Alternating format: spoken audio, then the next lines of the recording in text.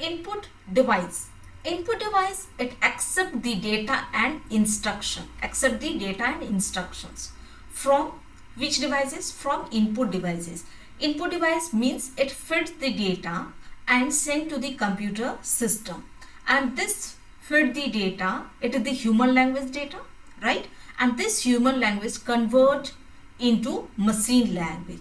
This machine language is a binary form because machine understand only 0 and 1. This is binary form or digital form. So in this human language is the input data. So that's why input devices work is convert human language into machine language, or you can say that convert the input data into a digital form or binary form. So examples we will see: keyboard, mouse, scanner, braille keyboard, light pen, mic, Google voice search and joystick, and many examples. Okay, like magnetic ink character reader, optical mark reader, optical character reader. These are the also examples of input devices. That means which devices we can tell that input device? Those devices accept the data and then send to the computer system. Just like through the mic, what you can do? You can record your voice and you can send to the computer system. Light pen, through the light pen I can write it, okay, through the software.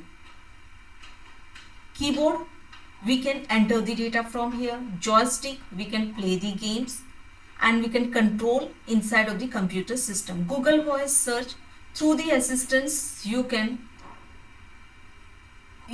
speech, and then afterwards this data will convert to the this data will send to the computer system, and then according to that your search will become. This is the what is that digital assistant also we are telling nowadays.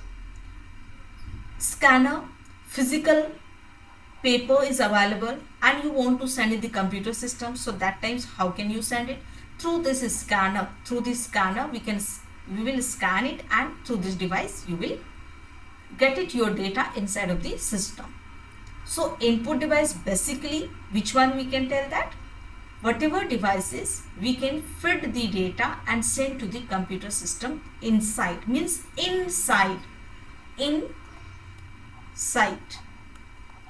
okay,